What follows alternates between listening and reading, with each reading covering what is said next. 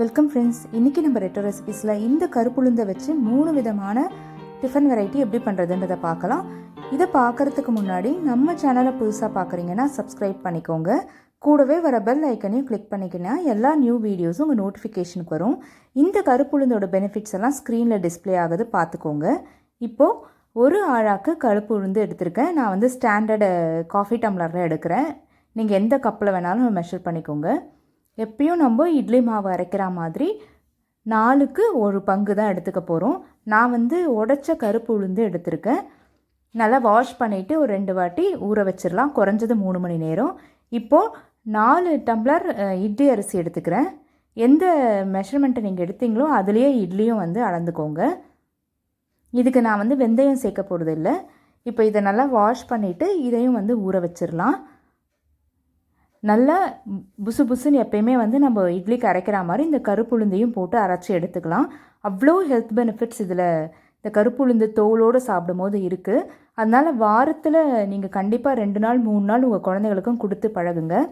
இது 1 வாட்டி 2 வாட்டி சாப்பிட்டு அதோட டிஃப்ரென்ஸையோ இல்லை அதோட பெனிஃபிட்ஸையோ நம்ம பார்க்க முடியாது. நம்ம லைஃப் ஸ்டைலில் அப்படியே மாற்றிக்கணும். இப்போ உளுந்தை தனியாக அரைச்சி எடுத்துகிட்டு அரிசியையும் உப்பு போட்டு அரைச்சி முடிச்சிட்டேன். இப்போ உளுந்தையும் அரிசியையும் நான் கையால் மிக்ஸ் பண்ணுறேன். முடிஞ்ச வரைக்கும் இந்த மாதிரி இட்லி மாவெல்லாம் கையில் மிக்ஸ் பண்ணி வச்சுக்கோங்க. தோசை மாவு தனியாகவும் இட்லி மாவை தனியாகவும் வச்சுட்டேன். அதாவது இந்த 8 மணி நேரத்துக்கு அப்புறம் நல்லா பொங்கி வந்திருக்கு பாருங்கள். நான் நைட் அரைச்சி வச்சுட்டேன்.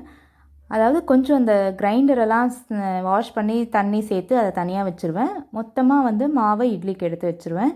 இப்போ தோசையை வாத்துடலாம். கல் நல்லா காஞ்சதும் எப்பயும் ஆக்குற மாதிரி ஒரு கரண்டி.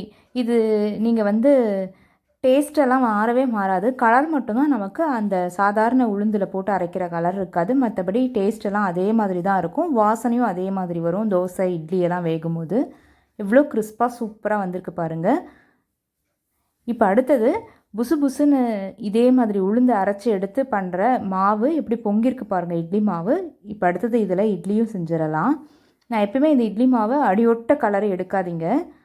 முடிஞ்ச வரைக்கும் இது மிக்ஸ் பண்ணிவிட்டு அப்படியே இட்லி தட்டில் மாவை சேர்த்துருங்க.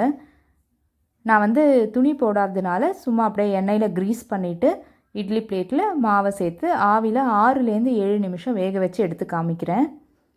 எப்படி கும்முன்னு அப்படி சூப்பராக எழும்பி வந்திருக்கு பாருங்கள். ரொம்பவே சாஃப்டான கருப்புளுந்து இட்லி சூப்பராக ரெடி ஆயாச்சு. இது மார்னிங் பிரேக்ஃபாஸ்ட்டுக்கு எடுத்துக்கிட்டால் அவ்வளோ நல்லது. நீங்கள் தொடர்ந்து இதையே சாப்பிட்ணும் அப்படின்னா தான் குழந்தைங்களுக்கெல்லாம் கஷ்டமாக இருக்கும். ஸோ ஒரு வாரம் இந்த மாதிரி சாப்பிடுங்க. இன்னொரு வாரம் சாதாரண நம்ம வெள்ளை உருட்டு உளுந்தை போட்டு பண்ணுற மாதிரி டிஃபன் வெரைட்டிஸ் அந்த மாதிரி சாப்பிட்டு பழகுங்க. எப்படி உள்ள கூடு கூட இருக்குது பாருங்கள். இது கூட நல்லா காரசாரமான தக்காளி தொக்கு இல்லை எந்த சாதாரண சட்னி சாம்பார் எல்லாத்துக்கூடையுமே இது ரொம்ப நல்லாயிருக்கும். நீங்களும் கண்டிப்பாக ட்ரை பண்ணி பாருங்கள்.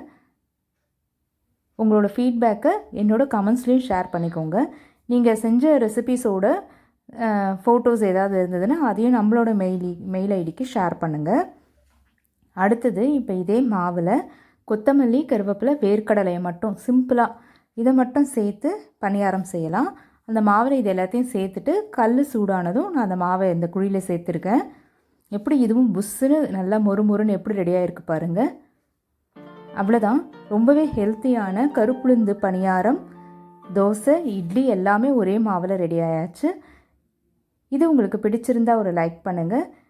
நம்ம சேனல் மைதிலி ரெட்ரோ ரெசிபீஸையும் மறக்காமல் சப்ஸ்கிரைப் பண்ணிக்கோங்க. உங்கள் ஃப்ரெண்ட்ஸுக்கும் ஃபேமிலிக்கும் ஷேர் பண்ணுங்கள். தேங்க்யூ.